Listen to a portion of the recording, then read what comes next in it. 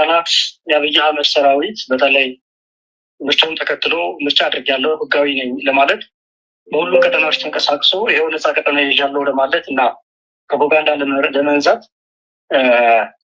እቅድ አቅዶ ከሰኔ 10 ከሐምሌ 10 ድረስ የፋኖን አካባቢ ቆጣጠራለሁ በማለት እንቅስቃሴ አድርጎ ነበረ። ግን ቀድሞ መረጃቸውን በመዳፉ ስር ያለው ፋኖ እቅዳቸውን ከግምት ውስጥ በማስገባት የሚንቀሳቀሰውን የጠላት ኃይል ከምሽጉ ሲወጣ እየደረማመሰው እና ጠላትን እየማረከ የሚገኝበት ሁኔታ ላይ ነው የምንገኘው። በተለይ ቅቡልነቱ በተለያዩ ቦታዎች ላይ ያጣው የህዝብ ቅቡልነት፣ የፖለቲካ ቅቡልነት፣ የጂኦፖለቲክስም እጦት የገጠመው አብይ አህመድ እንግዲህ ያለ የሌለውን ኃይል በማሰማራት ወደ ቴዎድሮስ በተለይም ወደ አጠቃላይ ወደ አማራ ክልል እንደው በተለይ ወደ ቴዎድሮስ እያንቀሳቀሰ የሚገኝበት ሁኔታ ነው ያለው። እንግዲህ ከትላንት በፊትም ጀምሮ ወደ ደጋዳሞት በተለይ ፈረስ ቤት ለመግባት ትልቅ ትንቅንቅ እያደረገ ነበር። እንግዲህ በሶስት አቅጣጫ ወደ ደጋዳሞት ለመግባት እያሰፈሰፈው ጠላት እንግዲህ ፋኖም ይሄንን ከተለያዩ ቀጠናዎች ላይ በመንቀሳቀስ በተለይ ከ206ኛ ኮር 24ኛ ክፍለ ጦር ስናን አባጅሜ ሻለቃ ከ109ኛ ክፍለ ጦር 99ኛ ክፍለ ጦር ዳሞት ሻለቃ እና ከ201ኛ ኮር 54ኛ ሻለቃ 54ኛ ክፍለ ጦር ወደ ደጋዳሞት በመግባት የጠላትን እንቅስቃሴ በማዛባት ታላቅ ጀብዱ የፈጸሙበት ሁኔታ ነው ያለ። እንግዲህ በዛው በቅርብ ርቀት ላይ የሚገኘው የ33ኛ ክፍለ ጦር ደግሞ ከታች በመቁረጥ በጀርባ በኩል በመቁረጥ ጠላትን መፈናፈኛ በማሳጣት ታላቅ ጀብዱ ነው የተሰራው። እንግዲህ ከደንበጫም ተነስቶ ደግሞ ወደ ደጋዳሞት ለመንቀሳቀስ ያሰበውን ጠላት ደግሞ የኢንጂነር ክብር ተመስገን ሻለቃ ሙሉ መንገዱን በመዝጋትና ከተማ ድረስ ዘልቆ በመግባት ታላቅ ጀብዱ ነው እንግዲህ ሲሰራ የዋለው። እንግዲህ በዚህ ሁሉ ትንቅንቅ እንግዲህ በርካታ የሆኑ ምርኮዎችን ማግኘት የተቻለበት፣ ጠላትን ሎጂስቲክ ሙሉ በሙሉ መረከብ የተቻለበት፣ የጠላት እቅድ ማዛባት የተቻለበት፣ ከማዛባትም አልፎ ደግሞ ነፃ ቀጠናዎችን ሁሉ መቆጣጠር የተቻለበት አውደ ውጊያዎችን እንግዲህ ትናንትና እያደረግን ያለ ነው። በተለይ በዛዱ በደጋዳሞት ውጊያ በተለይ ሰከላ ወረዳ ላይ በተለይ ህፃናትን ይደፍር የነበረ ከ20 በላይ ወጣቶችን ከብት ከሚጠብቁበት ቦታ ላይ አውጥቶ ምላሳቸውን ቆርጦ አንጋሎ ያረደ ኮሎኔል ነበረ። ኮሎኔል ማበር የሚባል ይህንን ኮሎኔል ነው እንግዲህ ደጋዳሞት ላይ መደምሰስ የተቻለው። በተመሳሳይ ኮሎኔል ፍቃዱ የሚባልም ተደምስሷል። ሙሉ ከናጃቢቻቸው ከ3 ሻለቃ አመራሮች ጋር ሙሉ በሙሉ መደምሰስ የተቻለበት ውጊያ ነው ያደረግነው። በርካታ የእግረኛ ሰራዊት ተደምስሷል።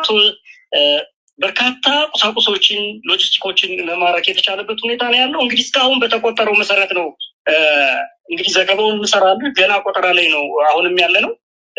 ሌላ ዝግጅቶችን ጭምር ነው ያሉት። ሙሉ በሙሉ ጠላትን መደምሰስ ነው ፍላጎታችን። እስካሁን ድረስ ባለው ሁኔታ ግን አንድ ሞርተር 82 ሚሊ ሞርተር ከነምድብተኛ ተኳሹ ጭምር በመደምሰስ ሞርተሩን መማረክ የቻልንበት ሁኔታ ነው ያለው። 2 ዲሽቃዎች እጃችን ላይ አስገብተናል። 8 ብሬኖችን መማረክ ችለናል። 4 ስናይፐሮችን በእጃችን ውስጥ አስገብተናል። እንዲሁም በርካታ የሆኑ የነፍስ ወከፍ መሳሪያዎችን እና የተተኳሾችን በእጃችን ውስጥ ያስቀምጥበት ሁኔታ ነው ያለው።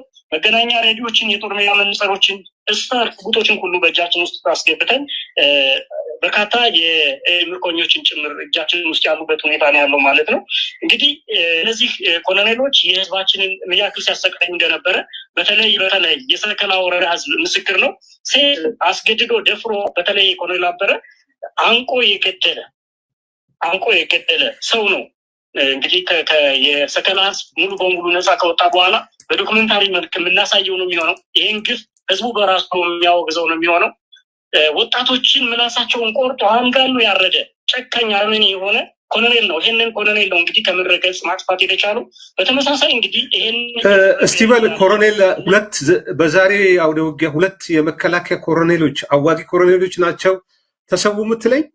አዎ 2 የመከላከያ አዋጊ ኮሎኔሎች ኮሎኔል አበረና ኮሎኔል ፍቃዱ የሚባሉ ሙሉ በሙሉ ከናጃዎቻቸው ተደምስሰዋል። በዛሬው ምንድነው ማስረጃው? ፎቶ አግኝታቸዋል? ኮሎኔሉ 2 ኮሎኔሎች ህይወታቸው ማለፉን በምንድነው ያረጋገጣችሁት?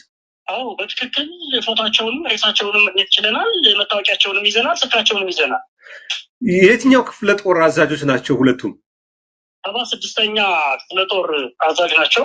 ከበድ ያለ ውጊያ ነው ማለት ነው። በኮሎኔል ደረጃ በዚህ ደረጃ በመከላከያ ውስጥ ከተሰዉ የዛሬው ውጊያ ለየት ያለ ነው ማለት እንችላለን። ምናልባት እስካሁን የአማራ ፋኖ ብሔራዊ ንቅናቄ የቴዎድሮስ ዕዝ በአንድ አውደ ውጊያ 2 ኮሎኔሎችን ሲደመስስ የዛሬው መጀመሪያ ነው ማለት እንችላለን። ትክክል ነው። 2 ኮሎኔሎችን በአንድ ቀን ለመጀመሪያ ጊዜ ነው እንግዲህ መማረክ መደምሰስ የተቻለው። በነገራችን ላይ የደጋዳሞት ህዝብ ከፍተኛውን ድርሻ ይወጣል ብሎ በመውጣት በተለይ የግል ታጣቂው በተለይ ገበሬው አብሮ ትልቅልቅ ሲያደርግ የዋለ መሆኑ ሊረሳ የማይገባ ነገር መሆኑን መግለጽ እፈልጋለሁ።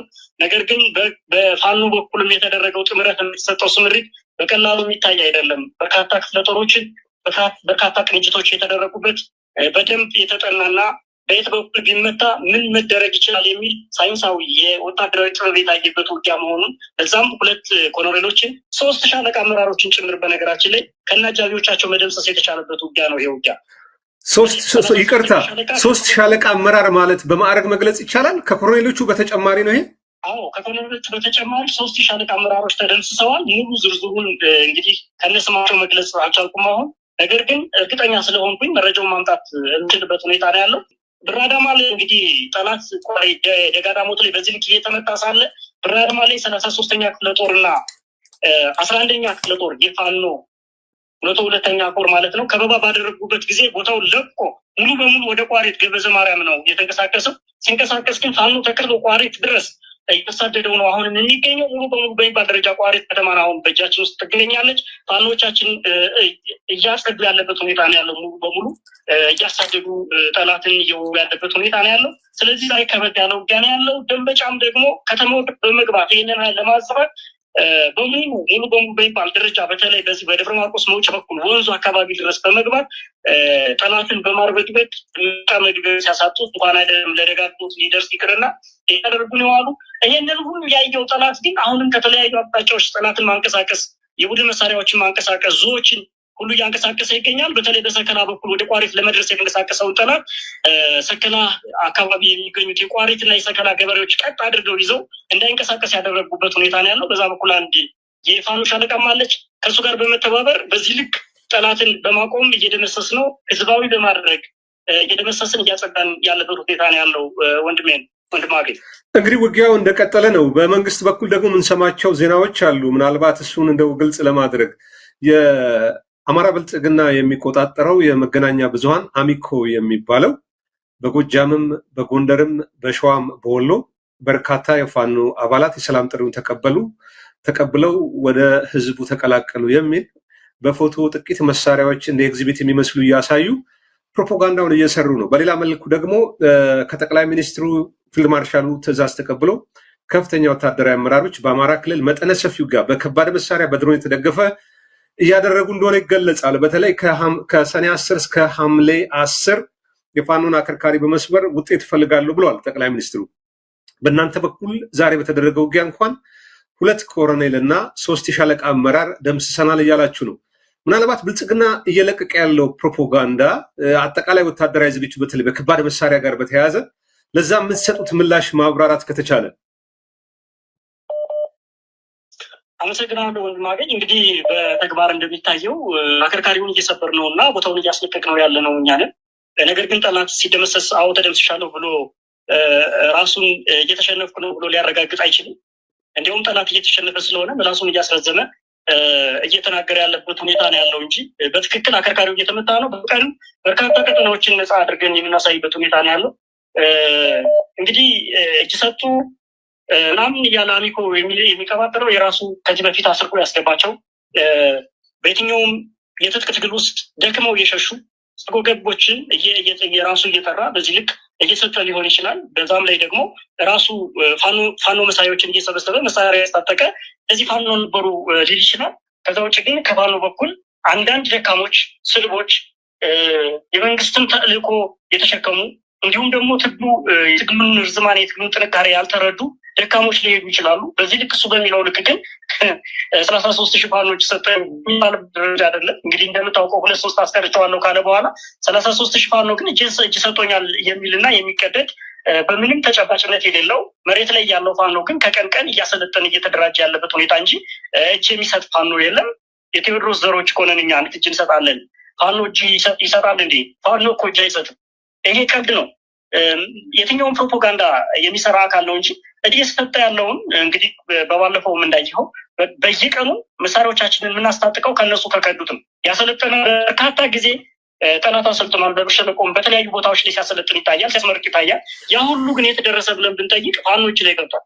አንድም በመደምሰስ አንድም እጅ በመስጠት ነው እንግዲህ ይሄ ሁሉ ያሰለጠነው ዙር የመከላከያም የአድማ ብተናም የፖሊስም ሲያሰለጥን የምናየው ኃይል የት ደረሰ? በየቀኑ ለምን ነው የሚያሰለጥን ብሎ ለሚጠይቅ ሰው ቀላል መልስ ነው። እየከዳ ነው፣ እኛ ጋር እየተቀላቀለ ነው። ስለዚህ መሳሪያዎችን እየተቀበልን ነው። በተቃራኒው ይሄው ነው እውነታው እንጂ የኛ ፋኖ ያሰለጠነው ፋኖ እኛ ጋር የነበረ በሻለቃና በቲም በጋንታ ተጠርንፎ የነበረ ፋኖ እጅ የሚሰጥ የለም። አንዳንድ ሌቦች በተለይ እሱ አሰማርቷቸው የነበሩ ሌቦች አስፋልት ላይ ይቆሙ የነበሩ ሌቦች ህጋችን ሲፈቅ እዝና ሰንሰለታችን ሲጠነክር ፋኖ ዘረፈ እያሉ በህዝብ ፊት የፋኖን ስም ለማጠልሸት ያገለግለው ዘንድ አስርጎ ያስገባቸው ሰዎች እነዚህ ሌቦች እጅ ሊሰጡ ይችላሉ። እነዚህ ግን ፋኖ አልነበሩም ከመጀመሪያ። እኛ ስንጠጋቸው ልንይዛቸው ሲሆን ህግና ሰንሰለቱ ሲጠነክር እጅ እያረፈፉ እየሰጡ ነው ያሉት። እነዚህ ደግሞ የባንዳ ዘሮች ባንዶች ናቸው፣ ደካሞች ናቸው፣ የአማራ ዝርያ የሌላቸው ስነልቦናቸው የተሰለቡ ዝቃጮች ናቸው እነዚህ እና በሶስት ሊከዳ ይችላል። በየትኛውም አብዮት ላይ ያለ ጠላትን በራሱ ፕሮፓጋንዳ ለመጠቀም አስቀድሞ አስርጎ ያስገባቸው እንጂ ከፋኖ አመራር ማን ይገባል? ማንም የገባ የለም። ሊሞገተኝ የሚችል አንድም ሰው ካለ በዚህ ልክ መሞጋገት እንችላለን። አርቶክ ማድረግ እንችላለን። በነገራችን ላይ የፋኖ አመራር ሆኖ በውሸት እዛ የከሌ መሪ ነኝ የከሌ እንዲህ ነኝ ሊል ይችላል። ነገር ግን በትክክል የፋኖ መሪ ሆኖ የሄደ በትክክል ኃላፊነት ተሸክሞ ወደ ጠላት የገባ አንድም የፋኖ አባል እንደሌለ ማረጋገጥ እንወዳለሁ። እንደማለት እንደ ቴዎድሮስ ነው ማወራ። መልካም። ዛሬ በተደረገው ውጊያ ምናልባት ክፍለ ጦሩን በአሃዝ ማስቀመጥ ይቻላል? ይህን ያህል ክፍለ ጦር ይህን ያህል የሰው ኃይል መስዋዕትነት ከፍሏል ወይም ከጥቅም ውጭ ሆኗል? እጅ የሰጠም ካለ የሰራዊቱ አባላት ይህንን በአሃዝ መግለጽ ይቻላል? እስቲበል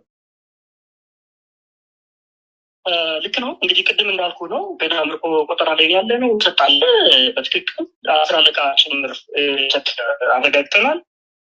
በርካቶች ተሰጥተዋል፣ በርካቶች ተደምስሰዋል። በቁጥር ደረጃ ግን ውጊያው እንደቀጠለ ስለሆነ ይሄ ነው ማለት የሚችልበት አይደለም። ነገር ግን ከመሳሪያው ብዛትና ከተደመሰሰው አካል ስታየው ከክፍለ ጦር በላይ ኦልሬዲ ከሻለቃ በላይ ማለት ነው የተደመሰሰ መሆኑን እርግጠኛ መሆን ይቻላል። 7 ክላሽ እንግዲህ እስካሁን ድረስ የደረሰኝ ነው። 8 ብሬን እና 4 ስናይፐር ማለት ምን ማለት ነው? 2 ዲሽቃ እንዲሁም ደግሞ ሞርተር መማረክ ማለት ቀላል ውጊያ እንዳልነበረ ከባድ መሳሪያ የሚባሉት አሁን ምናልባት ያው እኔ ወታደር ስላልሆንኩ አላውቀውም እና ዲሽቃ ብሬን ምናምን የመሳሰሉት ናቸው። በከባድ መሳሪያ መማረክ እጅግ ከባድ ነው። እንደው ከክላሽ ውጭ ያሉት የከባድ መሳሪያዎች ብሬን፣ ስናይፐር፣ ዲሽቃ፣ ሞርተር የቡድን መሳሪያዎች ነው የሚባሉት። የቡድን መሳሪያ ናቸው እነዚህ፣ በቡድን የሚተኮሱ በጋራ የሚተኮሱ ማለት ነው። እነዚህም በማድረግ ማለት ቀላል የሚባል አይደለም። ኦልሬዲ አመራር ምታል ማለት ነው። አፍርሰዋል ማለት ነው። የሚቀመጡም ከእግረኛ ሰራዊት በኋላ ነው የሚቀመጡት እነዚህ። ስለዚህ የእግረኛ ሰራዊቱን ካልደመሰስክ በስተቀር የቡድን መሳሪያ ልትማረክ የምችልበት ነገር የለም። እንግዲህ ክላሽ የነፍስ ወከፍ መሳሪያ ከፊት ሆኖ ነው እንግዲህ ሳይንስ በደንብ ስለሚታወቅ ማለት ነው። በዚህ ልክ ነው እንግዲህ እና ከዚህ ተነስተን ከአንድ ሻለቃ በላይ ሰራዊት መደምሰስ ተችሏል። በእርግጠኝነት ይህንን ላስረግጥ እወዳለሁ ወንድማገኝ። እንደ መጨረሻ ጥያቄ ላድርግ። ያው ወደ ወሎ የፋኖ አመራርም እሄዳለሁ። የህዝብ ግንኙነቱ ፋኖ ይጠብቀኛል እና እሱንም አናግራለሁ። ወሎም እንደዚህ በተመሳሳይ ድል እንደተገኘ የተገለጸ ነው እና እንደው በቀጣይ በብልጽግና በኩል የምንሰማቸው ፕሮፓጋንዳዎች አሉ። ጦርነቱ በአጭር ጊዜ አጠናቆ መስከረም 30 ላይ ጠቅላይ ሚኒስትሩን አንግሶ በተወካዮች ምክር ቤት ማስቀጠል ነው፣ ኢትዮጵያ እየመከረች ነው የሚል የምክክር ኮሚሽንም በአዲስ 8 አጀንዳዎች ይዞ መጥተዋል። ምናልባት ይህን የሰማችሁ ከሆነ መሬት ላይ ያለው የፋኖ እንቅስቃሴ ለህዝቡ ተስፋ የሚሰጥ ነው ወይ? በቀጣይ ምን ይጠበቅ የሚለው ነው። ለብልጽግና ይህን በቀጥታ ስርጭት ሊሰሙም ይችላሉ፣ እንደሚሰሙም እናውቃለን። ፖለቲካዊ ወታደራዊ አመራሩ መልእክት ካለ እድሉ ልስጥ እና አመሰግናለሁ ወንድማገኝ። እንግዲህ ነባራዊ ተጨባጭ ሁኔታውን ማገናዘብ ያስፈልጋል። እንግዲህ ከአዲስ አበባ ውጭ አብይ አህመድ የሚገዛው መሬት አለ ወይ ነው። በአፋር በኩል ምን እየተደረገ ነው? በተመሳሳይ በኦሮሚያ ክልል ምን እየተደረገ ነው? በአማራ ክልል ውስጥ ምን እየተደረገ ነው? በተመሳሳይ በትግራይ ውስጥ ምን እየተደረገ ነው የሚለውን አጠቃላይ ሁኔታ ብንመለከተው አብይ አህመድ የሚገዛው ምናልባት 4 ኪሎ በ20 ኪሎ ሜትር እና በ30 ኪሎ ሜትር ሬዲየስ ውስጥ ብቻ ነው የምናገኘው። አብይ አህመድ የተብለጨለጨ ነገር ልታገኝ የምትችለው እዛ ውስጥ ነው። ከዚህ ተነስተህ ነዋሪ ሁኔታው ምንም ምርጫ ባልተደረገበት ሁኔታ አማራ ክልል ምንም ሙሉ በሙሉ በሚባል ደረጃ ምርጫ ባልተደረገበት ሁኔታ በሙሉ ቦታዎች እኔ እንኳን ማስታውሰው ከ22 ከ45 ነው እንጂ ከ45 በላይ ቦታዎች ላይ ጎጃም ላይ ውጊያ ተደርጓል የዛን ቀን። እንደውም በኋላ ከሰዓትም በተደረጉ ውጊያዎች ከፍ ብሎ ወደ 60 ቦታ ላይ የተደረገ ሙሉ በሙሉ ህጋዊ ያልሆነ ምርጫ ማስቆም በሚል ውጊያዎች ተደርገው ምርጫዎች የተከለከሉበት ምንም ምርጫ ያልተደረገበት በተለይ አንዳንድ ከተሞች እንደ ባህር ዳር እንደ ደብረ ማርቆስ እና ሌሎች ከተማዎችም ያሉት ሙሉ በሙሉ ህዝብ ዘግቶ አልመርጥም ብሎ እምቢኝ ብሎ የነበረበት ሁኔታ በቪዲዮን በምን ማስረጃዎችን ማሳየት የሚቻልበት ሁኔታ ነው ያለ። ይሄ በሆነበት ሁኔታ ካቢኔ አቋቁማለሁ እመክራለሁ የሚለው ከማን ጋር ነው የሚመክረው? እርግጥ ነው የራሱ ካቢኔ አሰማርቶ የራሱ አሽከሮችን ይዞ እሱ የሚለውን ብቻ እንደ በቀቀን የሚደግሙ ምንም ኮንፊደንስ የሌላቸው ስልብ የሆኑ አመራሮችን ይዞ አዲስ አበባ ላይ ሊቀመጥ ይችላል። ይህ ግን በዚህ ክረምት እንደዛ የሚቀጥል ነው ብለን የምናስብ አይደለም። ይሄንን እሱም ያውቃል። ለዛም ነው እየተንደፈደፈ ያለው። ይሄንን ሌጂቲሜሲ ለማግኘት በተለይ እየከበደው ስለሆነ ውጊያውም ዲፕሎማሲውም እየከበደው ስለሆነ አጠቃላይ ጎረቤቶቹን ሁሉ ሳትረባቸው የህፃናት ጨዋታ ስለሆነ የሚጫወተው ከየትኛውም ጎረቤት ሀገር ጋር ስምምነት የሌለው ቤዝ የሚፈጥር የጦር ቤዝ የሚፈጥር የራሱን ህዝብ በድሮን የሚደበድብ መንግስት ነው። እንግዲህ ሌጂቲሜት ሆናለሁ እመክራለሁ የሚለው ከማለቱ ጋር መክሮ ነው ኢትዮጵያን ሊያሻግራት የሚችለው? ከኛው ህዝብ ጋር ከኦሮሞ ህዝብ ጋር ጠብ ነው። ሙሉ በሙሉ ለ3 ዓመት ለ8 ዓመት ጦርነት ላይ ነው ያለው። ከአማራ ህዝብ ጋር በተመሳሳይ ከ3 ዓመት በላይ ጦርነት ላይ ነው ያለው። ከትግራይ ህዝብ ጋር በተመሳሳይ ጦርነት ውስጥ ነው ያለው። ከየትኛው ህዝብ ጋር ነው የሚመክረው? የትኛው ህዝብ ነው እየመከረ ያለ? አዲስ አበባ ህዝብ ነው በኑሮ ውድነት ተማሮ ቤቱን ዘግቶ አልቅሶ ተጉሳቁሎ ተባርሮ ነው የሚገኘው። እንግዲህ ህዝብ የትኛው ህዝብ ነው ጋር የሚመክረው ህዝብ? ስለዚህ ምስለኔዎችን ይዞ መክራለሁ ብሎ ቢል ለጥቂት ወራት ነው የሚሆነው። ይሄንን እንግዲህ በቀጣይ የምናየው ይሆናል። ይሄንን ነው ልል የምፈልገው። ወንድም አገኝ እጅግ አመሰግናለሁ።